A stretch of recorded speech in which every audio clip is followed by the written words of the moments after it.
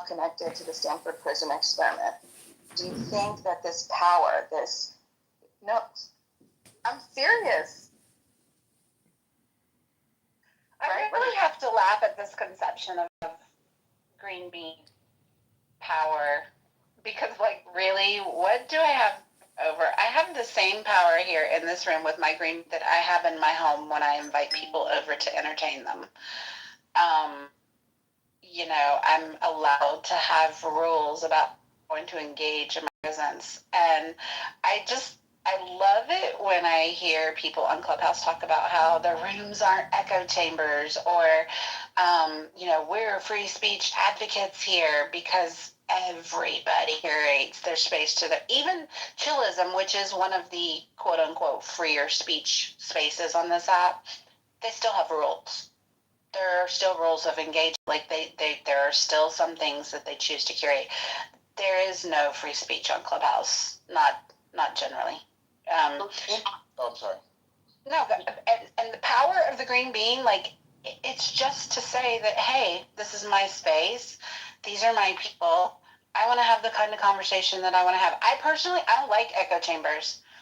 I oftentimes ask Monica, she'll get mad at me. I will green bean people that I know disagree with me and I know disagree with her, because I don't want to give the perception of I'm trying to lean or propagate one way or the other.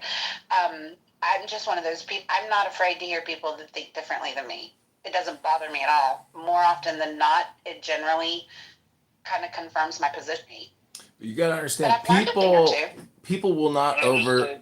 In regard to replying to, I want to, not that I'm booty clapping for Steve, and I'm going to paraphrase, because I think I've heard Steve say this before. Regardless of a green bean or not, Steve knows he's an asshole, accepts he's an asshole, and will behave the same regardless of having a green bean or not. And I was just going to say, regarding the power of the green bean, my concern, my feelings for both myself and everybody is I pride myself on my consistency. And if I am always an asshole, which I don't think I am, or I'm always a dictator, then when people come in, they know what to expect. What I don't like is when people act one way one day, act another way the next day. The gentleman made a point, and I'll land it very clearly. When I don't have the green bean, like here, you're damn right. I'm not going to take over their space. In fact, I asked permission a couple of times. I don't have a green bean. I don't deserve a green bean in this space, so I'm doing my best to comply by their rules. But when I have a green bean, I like to consider myself at the least consistent. I know, but you got to listen to what. What did Mother just say, though? You're ignoring what Mother just said. Are you not hearing what Mother just said, that the green bean impacts the way people behave? And Steve just confirmed it. Yeah. I mean, I think we can all acknowledge. I think we can all acknowledge that that's true.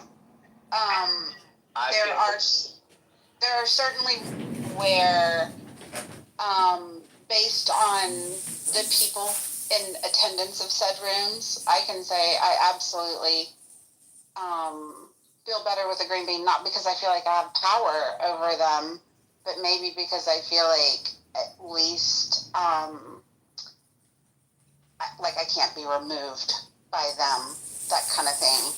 Like that's more the thing for me, is just having the protection of, okay, I'm amongst friends. Well, I just put in the chat, it gives you 3 powers. Kind of crazy. It gives you censorship, the ability to reframe, and creation, which is emotions plus content.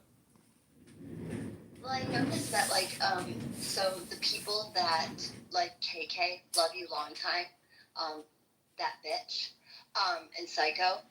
Oh my goodness, and we're not. Oh, okay, no, we're not gonna do that. Can I land? So I noticed that, if I have a green bean, she won't fuck with me. But if I don't have a green bean, then she will. So I think that just having this little green thing underneath me, people don't fuck with me. Correct. You know what I thought when Anna was just talking? And do you remember the old snowman, Frosty the Snowman? When he starts and he goes, messy, messy, messy. Do you know what I'm talking about? No, and I feel like that comment was very random, Bima. Oh, maybe that's why. Yo, Evie, you're not going to honor your bit. What's up, Evie? You're not going to honor it. Oh, it's TDS 10. How are you doing, TDS 10? You owe me money. Evie, you're not going to honor your bet. Evie, you're going to honor your bet. You owe me money. You're still not a ceasefire. That was the bet, dude. That was the bet. No, it's a full truce. From last week Tuesday, big man. It's a full truce. TDS 10, Donald Trump's about to deploy the National Guard to Chicago. And 10. He's a Jamaican scammer. He's going to scam me out of 100. Evie, you're really going to not going to honor your bet. Oh my gosh. Ask everybody, is there a ceasefire in Ukraine right now? 10. No, answer the question. Is there a ceasefire in Oh, wait a minute. Answer the question. Is there a ceasefire in Ukraine right now? No, there's. Exactly. So, Evie, are you not going to honor your bet? Yes or no? You owe me No, 100. conversation over. Yeah, I know it's over. But Evie, come check me. Give my money back. We'll figure it out in a couple of weeks. There you go. Oh, I remember that comment I wanted to say. Listen, so another cool thing about tipping in the modern day is remember, folks, okay? Like, we have Cash App and Venmo, and you don't have to put your real name on that type of stuff, right? Like, in the back channel, you have to put your real information, but the surface of what like the receiver will get is just like a pseudonym, right? So anyway, long story longer, because you know I do. Like when you go to like baby showers or like a catered place or something like that, where like the tipping might not be, you just go to a place when you don't remember cash, or you don't have cash, you don't remember bring cash because of our credit card era, right? I usually tell people like, listen, give me your Cash App and send me a request for whatever. I'll just leave a note on the table in the case. So don't let that be an excuse to not tip people. You know, if you don't have it right then, you could be like, yeah, send it to me. And they've done it, and I love it. It's a great, thank you. And speaking of tipping in restaurants, before I go, I just heard this morning, and maybe I'm a little late to the party. Did any of you all hear about Cracker Barrel? Oh, yeah. Can you their logo? We had that conversation. Yes. Okay. I just found out about it this morning. Oh, did you? Yeah. They took the Cracker in the Barrel out of the picture, y'all. But they didn't change the name. Let's go, Martha in Washington. They also issued a retraction today saying, we are so sorry, but we're not changing a thing, and we're going to keep doing Pride Month. They put that out there. They are the dumbest people in the world. They're called Democrats, ladies and gentlemen. Okay, I have a question for you guys. Just because we kind of have a mixed bag audience, I'm curious. Everything's about the executive order yesterday about the flags. Are people's feathers really ruffled about this? I don't know what you're talking about. Trump's an executive order. So I have mixed views on this one. Like, I think, to be honest, like it's not cool to burn the American flag, but you're talking about burning the American flag. I know you could fucking hear me, Steve. I know you could fucking hear me, right? So it's not cool to burn the American flag, but I also was gonna say that I think we have an issue with like here's the thing, right? Like, I prefer limited government. I don't think government should be involved in as least as possible in the everyday life of the average human being. And what we are seeing with the Trump administration and with Republicans in general is the acceptance of large government and the intrusion of government more to more onto people's way of speech, people's way of acting, because it's conveniently aligned to what they want. And Republicans traditionally have not been like this. So it is kind of like this executive order is going to get struck down because the Supreme Court already ruled against it, right? But it's just a fucking distraction, and it actually. Well, how do you get charged with a hate crime if you burn the LGBTQ flag? Like, basically not being able to express yourself if it doesn't align with a certain political party, and that is problematic. I'm done. Okay, Poppy, I hear the point that you just made, but like this is just a couple things that I would like to comment on. I can see in the bigger picture the point that you made. If I take a lot of the other stuff out of the equation and I look specifically at the executive order on yesterday, it is not going to get struck down because Trump didn't change any law by virtue of that executive order. All he did was encourage attorney generals to apply the laws that are in effect in each state when the burning of the flag precipitates violence And so he didn't create any law by virtue of that executive order. All he essentially did was, I think, kind of enunciate and pronounce that he thinks that attorney generals should do a better job about actually enforcing laws that they already have on their state books. So with respect to that, I don't feel like it was an overreach. I feel like it was a media blitz to just bring awareness, if that makes sense. Yeah, I can add to that. I feel like Oh, Mother, now I know you can hear me. Thank you. Wait, go ahead, Mike. Hold on. Mike, sure. tried to jump in when I You're the did. one who cut me off. I didn't cut you off. That was why I made that comment, all right? Don't be passive aggressive. Oh, I'm not passive aggressive. Mike.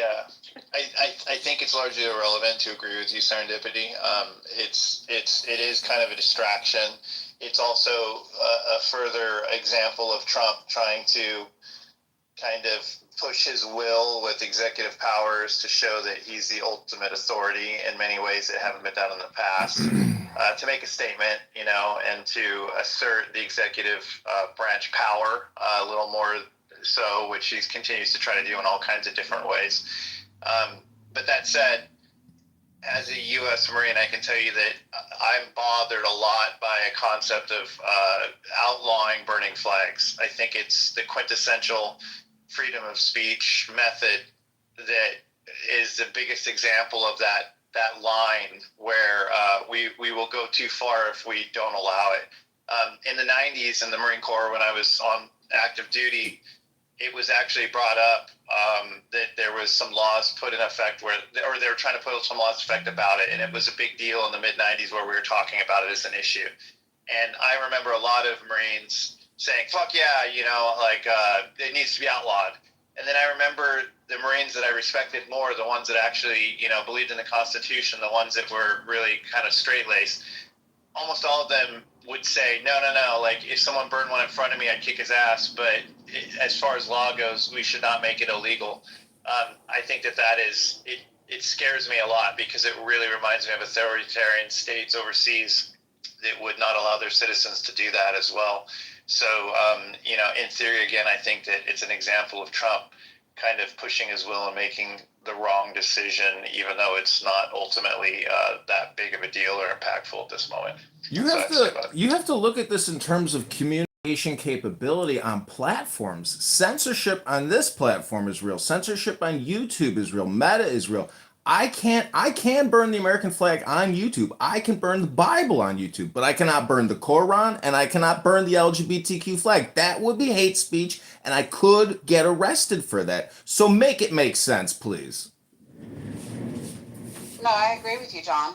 I think those are all very valid points. I guess, Mike, one question I would ask you, because, on the American issue, I think I pretty much agree with you about it. I don't like it. I don't want to see it. But from the standpoint of the premise of our country being free and us having the ability to protest, the laws that are in effect in the various different states regarding the desecration of the flag are specifically tied to the flag being burned while utilizing violent protests, throwing rocks at windows and stuff.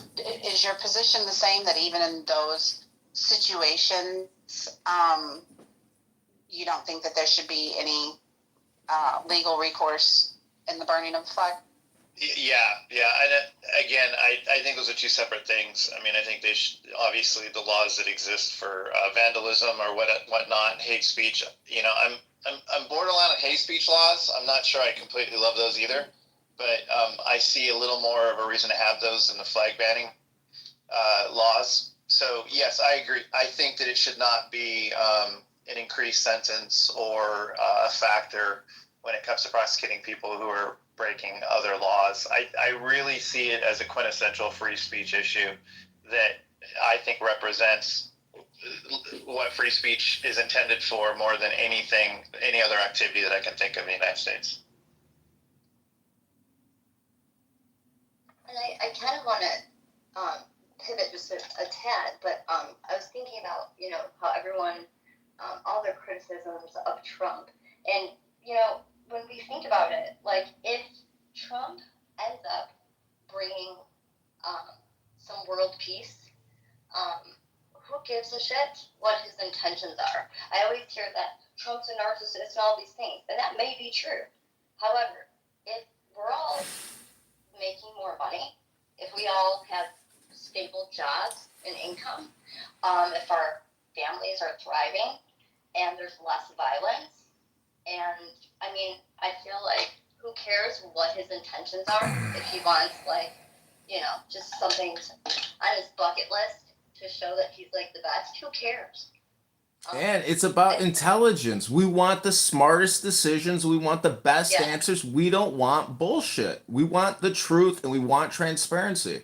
And, you know, this is, again, an issue about censorship and about the platforms, about Clubhouse, YouTube, Meta. The market cap of Meta and Apple, we're talking about the biggest corporations on the planet that are limiting Americans' ability to communicate freely, openly, and transparently. Again, I will repeat for you. I could go to jail today if I burn the Quran or the LGBTQ flag and put that up on YouTube. But if I burn the Bible or the American flag, it will get promoted by these platforms and it will get likes. So the algorithm and the big tech companies and the executives that are pushing anti-American deranged algorithms, those are the enemy of we the people. Get your facts straight. I want to make one thing clear. I'm not opposed to platforms doing anything about a flag burning. If YouTube wants to delete videos because someone's burning a flag, I'm completely in support of YouTube having the right to do that. The government having a law in place against the action is where my problem lies.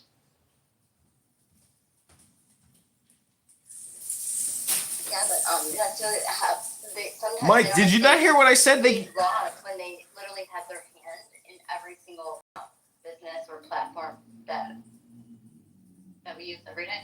That's a whole other issue. They need to get their hands off the platform. Google won't do that, Mike. Government's intervention in business is a big problem. And I think John's point, though, you know, like we do stand mighty and proud on our individual liberties in this country.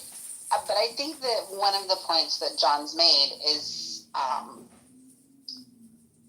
spot on as far as, you know, being able to burn the Bible, being able to burn the American flag. Like, we take pride in the fact that we're free enough to do that. And yet, there is a lot of censorship on burning the Quran or burning a gay pride flag or burning, I don't know. There is almost like a double standard there. Well, as long as the government isn't the one making those decisions, then it doesn't bother. It doesn't affect the Constitution. Private businesses and public businesses, for that matter, are not obligated to abide by the Constitution. I don't think. I mean, but the government should never be telling us we can't burn a Bible or a flag. I mean, that like I said, those are the biggest example of freedom of speech that I can possibly imagine. I can't imagine anything else. You use your mouth. Use your actions, but it doesn't. But those and they also don't affect human beings. You're not infringing on anyone else's rights by doing either one of those things. So it's just not. I just think it's completely unacceptable for the government to get involved in that. I agree. No, I agree, but I think we as consumers too, we put a stamp on things by like continuing to use platforms that allow the double standard. So to some extent, there's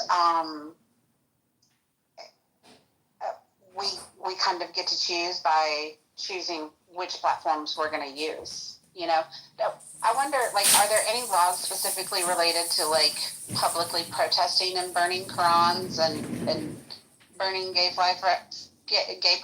Would there be any legal ramifications to doing something like that publicly? 100%. In Michigan, we did. Gretchen Whitmer did pass this anti-hate bill for LGBTQ. So, like, when there was people protesting in the streets against LGBTQ, like, people were getting arrested and things like that. So, I don't know if that is that considered, because essentially, is that right? Yeah. I mean, there's a double standard in that. Do you not think so? Like, where's the outrage over our freedom of speech? This is a political freedom issue. You know, there's 100 political Wait, issues. hold on. Burning the flag is a political issue.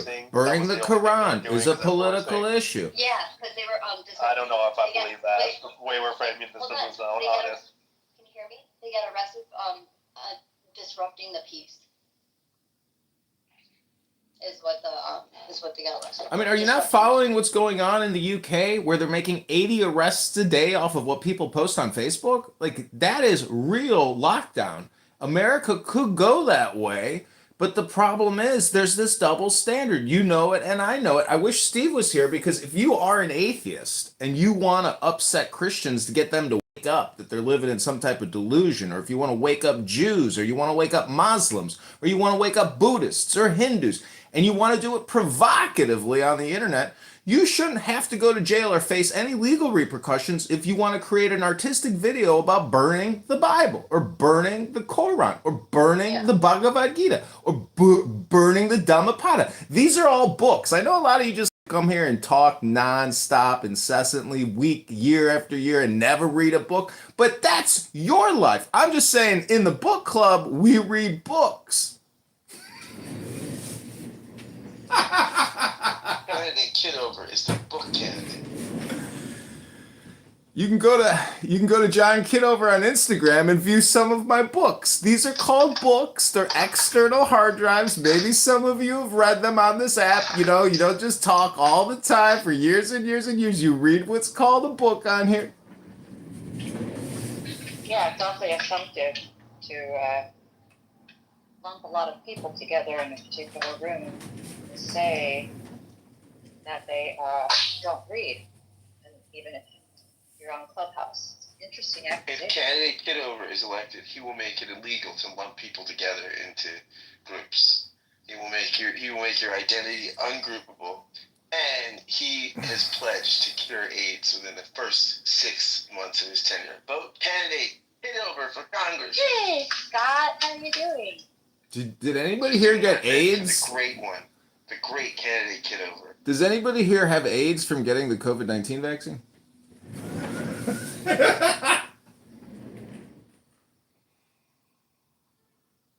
Candidate Kitover can do more push-ups than RFK. Well, moderators, all I would say is I hate for interrupting a room. I apologize if I've been rude or caustic like acid. All I'm trying to say is I'd like to read a poem when you beautiful ladies and gentlemen, have the room ready for just a quick little poem. It's called it's called My Beautiful Clubhouse Friends. That's the name of it. Well, my question is, why would you say no to a poem? I'm the only one who wants to hear the poem, but I'll leave it until we get to the poem. I do want to know, though, did you write it or did you have ChatGPT? No, I wrote this myself while I was working on my campaign on my computer. How long is it? It's not long. It's not long. See, I mean, this is how bad your ADHD is and your dopamine feedback. That'll be the name of my next poem. Okay, this is called My Beautiful Clubhouse Friends. I may be clapping my hands, but I don't belong to a crowd of clappers. I'm neither this nor that. I'm not part of a group that loves flute music, or one that loves gambling, or one that loves drinking wine. Those who live in time, descended from Adam, made of earth and water, I'm not part of that. Don't listen to what I say, as though these words came from an inside and went to an outside. Your faces are very beautiful, but they are wooden cages. You'd better run from me. My words are fire. I have nothing to do with being famous, or making grand judgments, or feeling full of shame. I borrow nothing. I don't want anything from anybody. I flow through all human beings. Love is my only companion. When union happens, my speech goes inward, towards shams at that meeting. All the secrets of language will no longer be secret in Clown House. Thank you, John. I actually appreciate those words. I really enjoyed that poem. I'm probably in the minority on the John fandom, but I enjoyed that while sipping on my coffee. Thank you so much for the energy you bring to these. What were you holding in your All hand while you fans were of reading John must unite. We must unite and get candidate Kitover elected for Congress. John, what were you holding in your hand when you read that? John, I take issue with the fact that you called us friends. I don't believe that. And what were you holding in your hand when you read that? Well, it's funny that you ask that question because I know you probably haven't picked one up in quite a long time. It's called a book. But I say friends for life. I don't think it's fair for you to call us friends. You don't think we're your friends. Friendlies. Wait, I see that Donald down there was off mic. Donald, did you have something to say, Donald? With your pink ticket and your pretty PTR. Go ahead, Scott. Do the impersonation, Scott. Do it, Scott. You got this one, Scotty. Oh, no. My fellow Americans. Congressman Kitover is so fantastic. Look, I mean, we know the Democrats cheat more than the contestants on Temptation Island, but not Kitover. Okay, let me tell you what.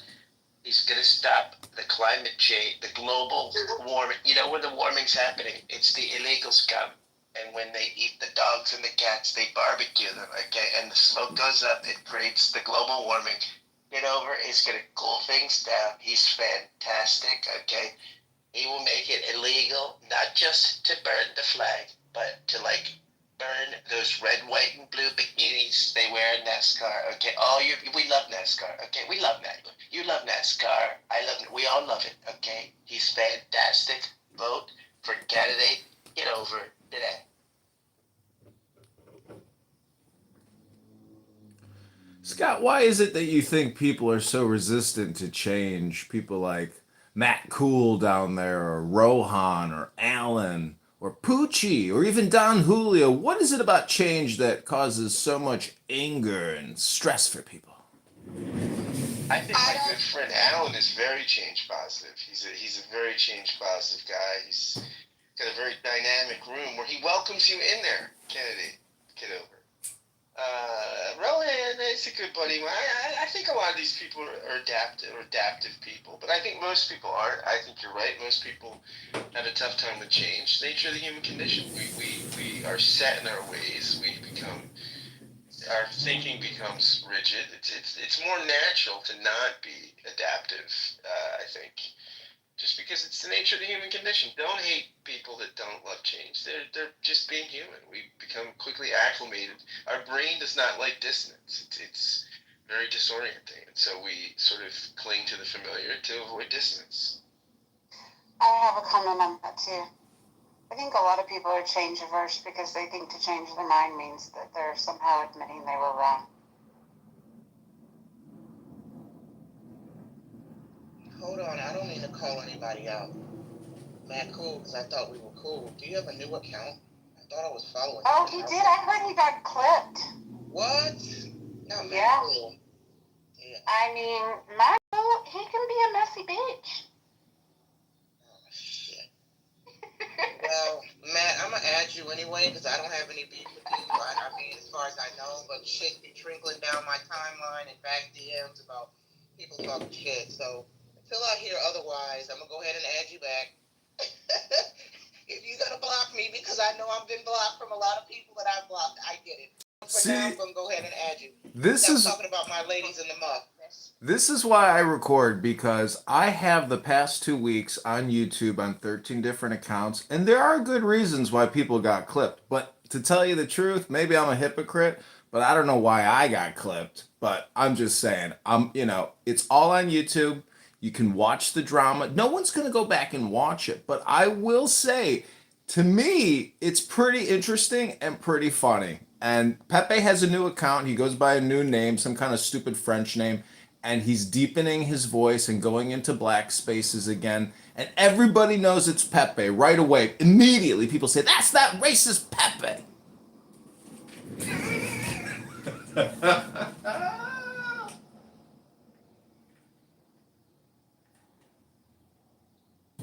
So Donald keeps coming off mic but saying nothing. Donald, do you have something to say? You keep coming off mic while people are speaking, but you're not speaking. No, it's not. We can't hear you. It's not against terms of service, Monica. I read the terms of service. I'd be happy to read them here live on Clown House for you, because I know most of you don't actually read anything. Okay, we're not going to have that conversation today, John. Donald, did he leave? Sometimes he can hear us, but we can't hear him, so he can come back. Maybe that's what's going on. I'm not sure. No, it was me. I moved him to the audience because, Well, Donald, if you can hear us, sometimes that's a glitch, and if you close the app and then come back, it will resolve itself sometimes. And welcome to the stage, Will and Poochie and Alan and Donald again. Oh, today what's up, Poochie? I'm not. What's up, sis? Today I'm not Alan. I'm the 37th president of the United States. And I just want to say to my friend, candidate, that Kate's gets you in serious trouble. So you ought to be careful about who you record. Thank you. Well, you know what you ought to be careful of, Alan? Don't burn the American flag or the Bible or the Quran, and don't burn the Bhagavad Gita or the Dhammapada. Don't do anything controversial or say anything controversial, because recording free speech is the same thing as saying the words myself. So, Alan, if there's something that you don't like that I've recorded, that you've said, maybe it's a you problem and not a me problem. And I know, now that you're Nixon and all, I'm sure you've got some great solutions for America, Alan. I think there are many solutions for America. I'll have to pass on what you said. I only know that we need to take America seriously. And as the 37th president, I can only say that every seventh president, as in the 17th, the 27th, 37th, and the 47th, we were all Republicans. And I think the rational discussion forum is wonderful, because in all seriousness, rational starts with R, Republican starts with R, right starts with R. If it's Republican, it's right, and that's the 11th commandment. Thank you. Well, Are you retarded? well, Democrat starts with D, so Alan, that I just must wanna say mean everything you doom, just said was- destruction, demise, deleterious, Well done, dangerous, sir. Well delusional. D, delusional, and Democrat, they're very similar. I find it so amusing that so many people allow their politics to become their identity. Yeah, but see, Alan was doing us all a favor there, because he was being performative and he took on a character. And I would suggest that people on this app sometime be creative, create an alt account, do a character, do a different voice, see what it's like to be an actor or an actress. Because your problem is you think you're not an actor or an actress, but the truth is your identity with your red hat or your dog or your big Harry Carey glasses or your purple lipstick and blue hair, that's all performative. Wait, are you talking about my glasses? He's totally talking about your glasses, man. Well, look at my glasses. I'm wearing glasses. Scott's wearing glasses. It's an aesthetic. So what I'm saying is we all manipulate the way we are perceived with our aesthetic or our communication. There's 100,000 forms of communication. I'm just saying the way you PTR or the way you frame yourself is the way you project. And if candidate Congressman Kitover is elected, he will make all forms of communication tax deductible. All your text messages, all your interactions in the clubhouse will be resulting in tax credits. Support candidate Kitover. See, the irony of that is the more spam you probably consume, the worse your financial situation, and so you're probably not even paying taxes anyways. You know what's interesting about that philosophy is that's perspective.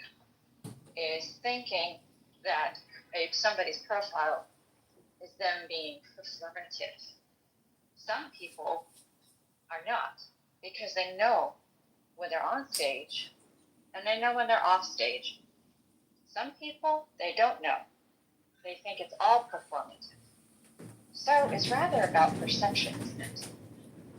I can portray myself as such a person, whatever it is, and no matter what I do, people will perceive me as this or that or the other. So I can try to do it and be sincere, and I'll still be considered an actor. Well, you're damned if you do and you're damned if you don't. You know, they curse you if you say something, they curse you if you say nothing, they curse you if you remain silent. That's the nature of communication. And running for Congress, I can tell you, I have been attacked more times than I've been praised 100,000-fold. It's wild how dragons magically appear and start breathing fire on you, and then they disappear if you're willing to crawl into the cave with a sword, kill the dragon, and emerge with the power of the dragon. Yeah, I don't care to kill the actors. I just know that I can identify them. I use sincere ones as well. And I think that there's a need in this world for all of them. We all have voices. We all have perspectives. We all have things to give. Well, so Alan Watts says there's this feeling of being here before. So there's this game that played out real time on this app, and it's a fun game to be a part of. But I would just say not a lot of people are doing creative things on this app, but people are complaining about the news every single day as if that's real intelligence. You know, Anne was like, I don't care what the fuck Trump does as long as we're making money and the economy grows. Well, that's like what a stupid person says who's lazy and says, well, I don't care about anything and the status quo is fine, or just even do more extreme things as long as the economy is growing and as long as I'm making money and we're safe. What do I care what Trump does? That type of attitude, I mean, see, but I think people have TDS, that they think Trump is doing all these things. He's one guy in a suit sitting in an office saying, do this, do that, draft this, say that. You know, he's one brain, one man pointing fingers, saying things. He can only do so much. So I think people on this app do a lot of projection onto Trump in the same way that people might project onto the evergreen Pepe and say Trump is a racist, Trump is a supremacist, he's evil, he's a pedo. Everything you've heard, the worst things you could possibly say about Trump, you've heard it in Alan's room, you've heard it in this room, you've heard it in every room. And all I would suggest is a lot of that is projection.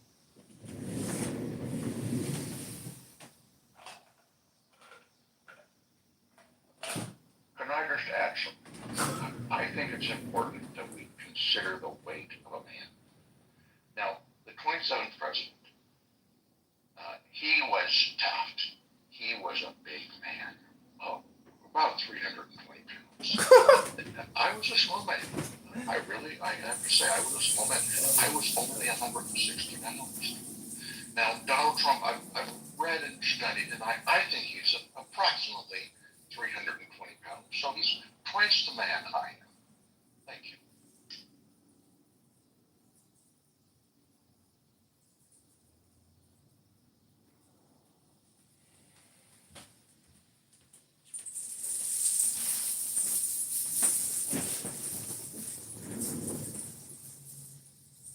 I just love it that God is up here. Makes me very happy. Well, I'm like shocked to hear Scott's economic opinion, because when I hear Scott, Scott has a rant. I call it like the Scott Kent Jones rant, where it's about neoliberalists and the new political orders. And this guy says there's these three political orders, and we're currently in the beginning phases of this political. Like, Scott has his shtick, okay? But I would just suggest that that is Scott's hypnosis. And it's actually meaningless, has no power, accuracy, or any substance or weight whatsoever. So I challenge Scott. You tell us, Scott, if you were the president, what would your 3 priorities be for we the people? Go ahead, Scott. Tell everybody your 3 priorities for we the people. Those are the 3 biggest things, Scott. Go ahead. John, if I had 3 priorities for the American people, they'd be 1, 2, 3. Number 1 would be elect. Number 2, candidate. Number 3, Kitover. Thank you. No, I'm telling you, Scott, really meditate on this question because I've thought about it. You know, sitting there meditating. If I was the leader of the people, what would I do for we the people? Think about that. I encourage everybody here to think about that because you know what the answer is? Whatever issue you need to resolve in your life is what you will project upon the people and say, that's what I want for them too. Go ahead and do that thought experiment right now. Yeah, no, I actually just agree with you wholeheartedly. But thank you.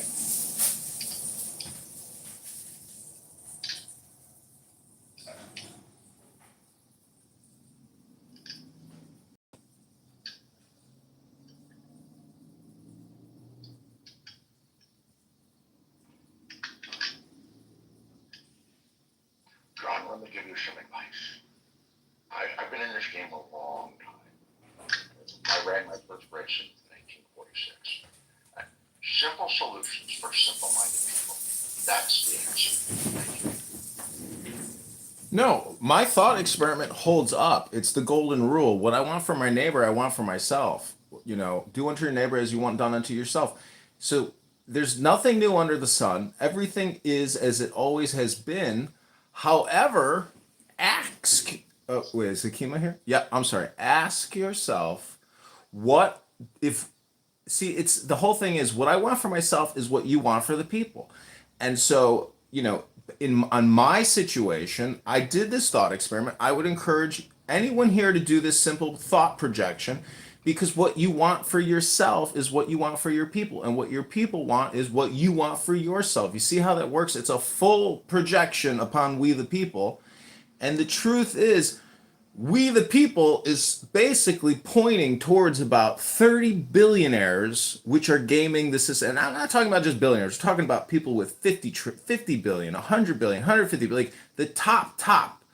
You know, the top 30 in terms of number, they're very active and vocal because they have the money to do the most projection back, if that makes any sense.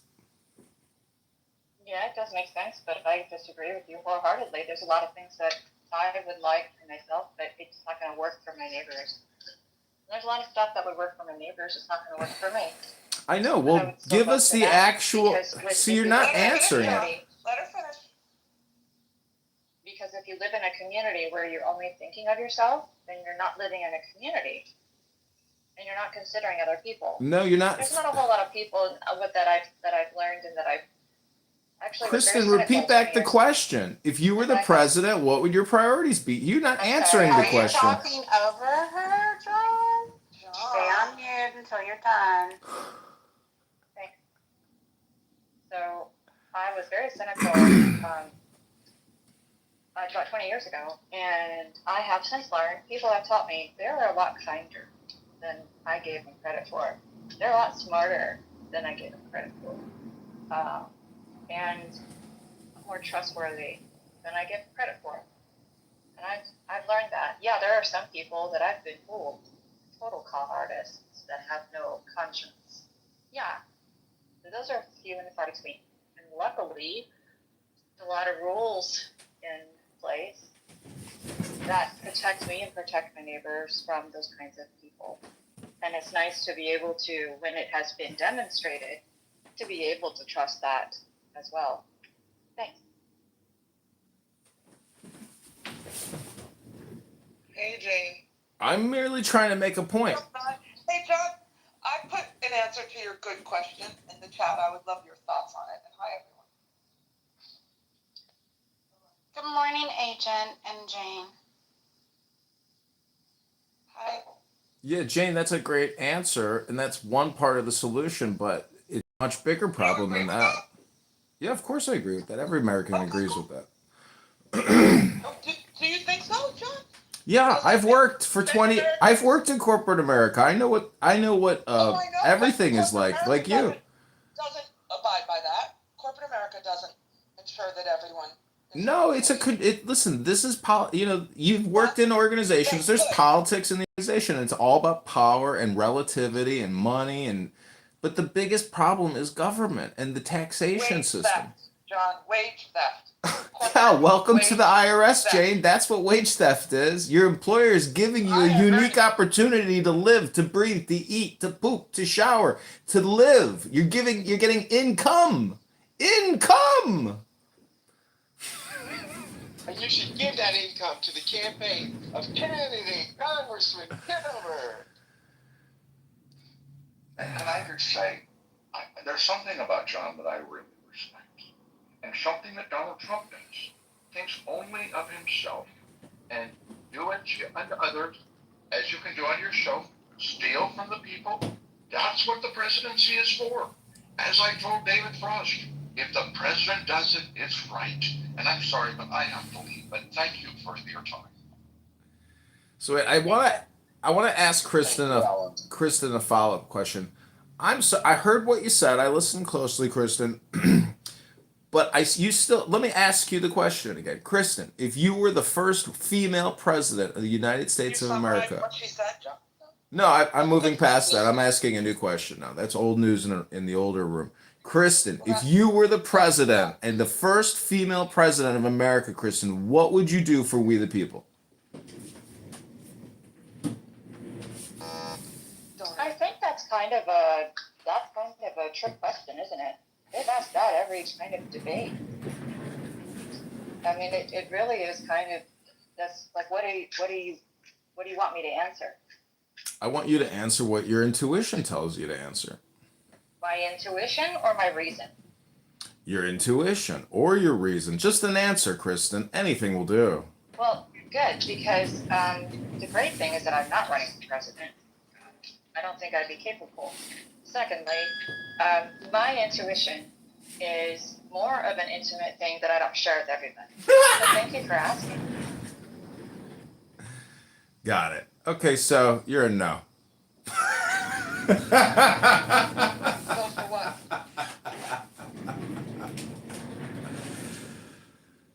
No for not being able to answer a simple question.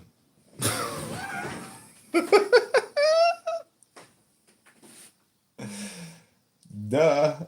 Some people just can't answer a fucking question.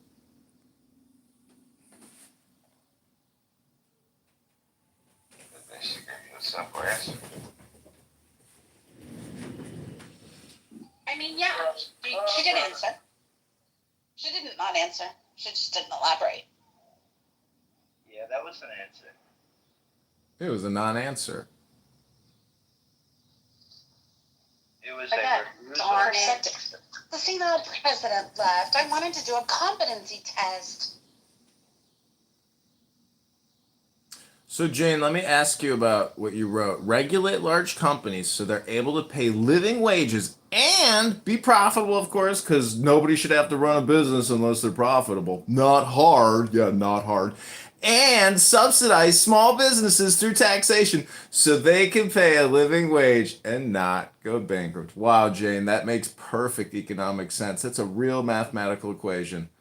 Unfortunately, it doesn't hold up in the real world. Oh, look, Ben is here. Hi, Ben. Listen, Ben, look at rule number 9. We can't talk about old rooms and old drama. I don't want to bring up the Bunny Ranch experience outside of Vegas. Do it, John. Okay, John. Take it down a notch or two. Let's give some other people an opportunity to interject. If so, and you ask me what I would do if I were ever to become president, I'll answer your question for you.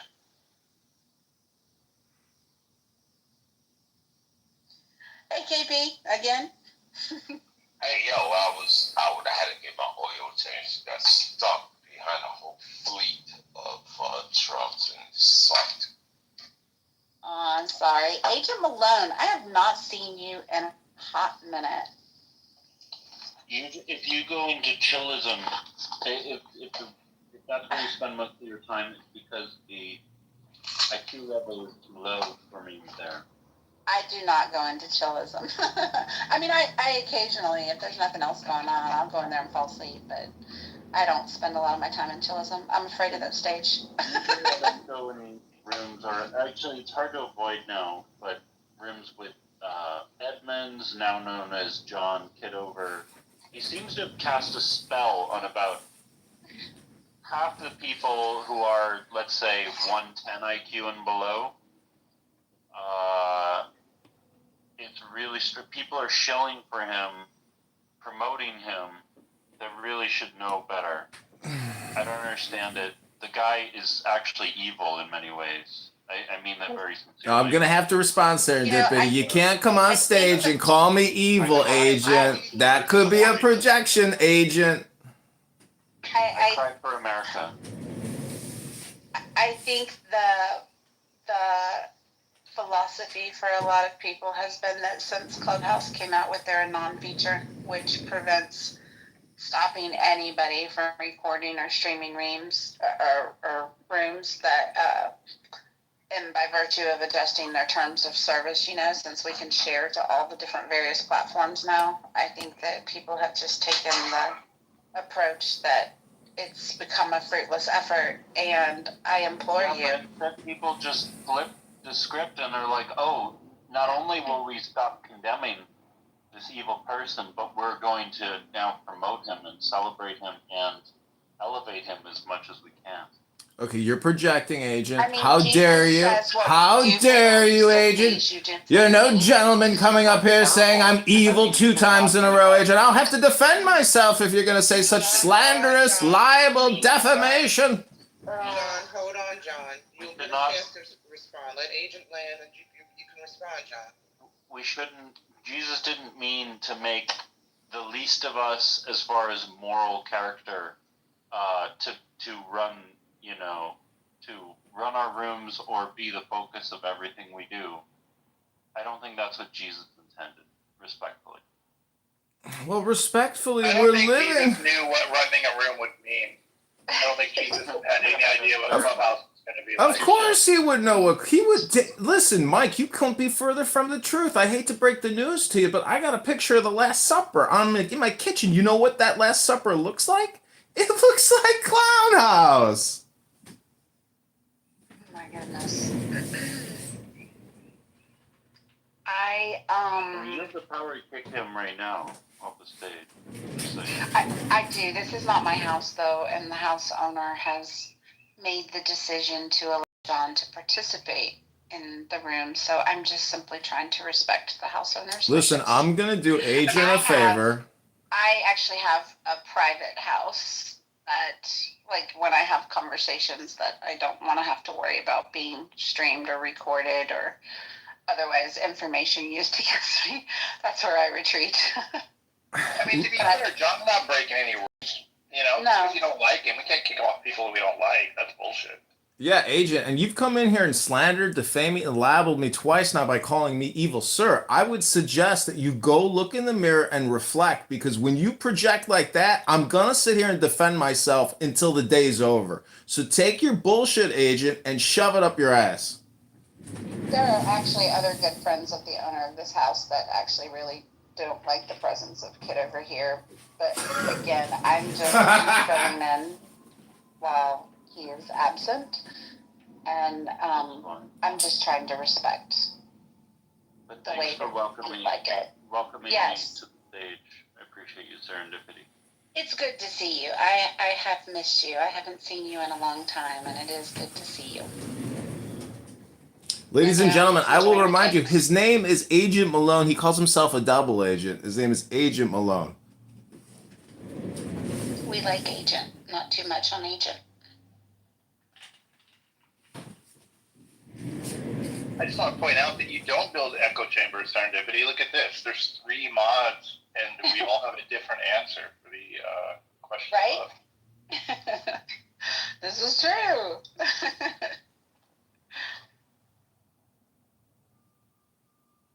See, Agent is doing what I suggested earlier is the problem, which is censorship. Preventing people like me causes a bigger problem for you. And so I am a microcosm of the macrocosm problem, which is through the NDAA, the NSA, the Utah facility, all this money we're spending as taxpayers to surveil ourselves is a waste of money. Apps like this hold people accountable in the court of social justice. And on platforms like Google and Meta, the only justice you're going to get. Do they really? Do apps like this really hold people accountable? I think not, Mr. Kitover. It's public. You're speaking publicly, and whether I'm in it recording or not, if I go in with an anonymous, you're still being held in the court of social justice. So I would suggest that please, you're censoring me now with your okay. Contests and cliquish behavior. That's what apps like this do. Okay, well, you got the power. You got the green bean. You can hold big rooms and you can draw large crowds. And while they're sitting in that room, they're all going to be, tickling your balls and agreeing with you. And then they're going to go into the next person's room and they're going to be, ooh la la all over them as well. There's no. Well, you flatter a lot of people and you stir the pot. You have pervasive women. You have pervasive women that get up on stage and kiki it up, and they use their really soft, little, sweet, soft-spoken voices, and they include enough reasonableness with their, hearsay, quote-unquote, receipts and slander. They take their little passive-aggressive digs, but they wrap it up in a really pretty little package, tits included, and the masses are just like, oh, the poor little victim. There is no social justice on Clubhouse. It's all about who's got the latest drama running in their rooms, who can be the most provocative. I'm getting social justice. Outrageous things. See, that's my point, is you have to personally. I'm not done yet. I'm not done yet. Nobody holds anybody accountable. Everybody just comes along to watch the train wreck. So, yeah, I'm firmly going to disagree with you. Well, that's why people go to NASCAR. It's the same principle. People want to see a crash out. Yeah, Kristen, just like that. Now, anything that Kristen says right now is gospel, y'all.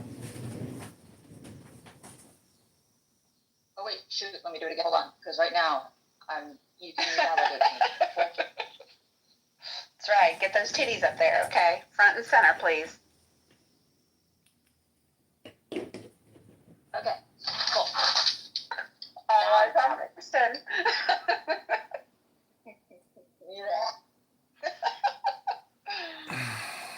See, I think it's easy to roast people, and especially roast me, but I would submit that I provide a valuable service in some of the drama I bring, but I'm not the only one who stirs the pot. I'm the only one who's recording other people stir the pot, and myself occasionally. But as I told Steve Appel earlier, after you have the conversation long enough, you realize that the person you're speaking to is a hypocrite, and that also you yourself are a hypocrite. So I would just say, until you get to that point, plus you can't be a critic about art and say that's not art, because everything is art. And I would say, prove me wrong. Yeah, you can definitely be a little shit stirrer from time to time. We all can be. I'm innocent. I saw those titties, Kristen. Don't even try it. Yeah, can't get away with it. Oh my gosh.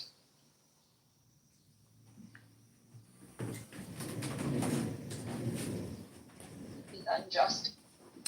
See, does anybody not see how Trump essentially stirs the pot too? And he's very effective at doing it. Because you could say, you could say the mainstream media is the message, or the simulation, or the medium is the message. But the truth is, Trump is very sophisticated, and he also tricks people, intentionally. Like yesterday, he kicked somebody out of the Oval Office. He said, "Who was that in the back that said that?"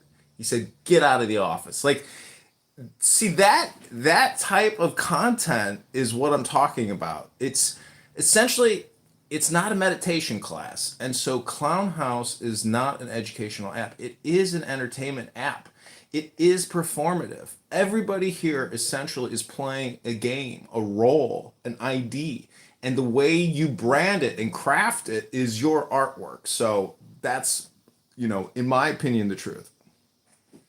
No, I agree with that. I've said it a million times over that Trump is a master at manipulating the media. He's a master at centering himself in divisive topics and getting the media to push certain narratives. He's a master at marketing and PR, especially marketing and branding and his own PR, right? And we have to remember that he produced reality TV for how many years with his Apprentice and et cetera, et cetera.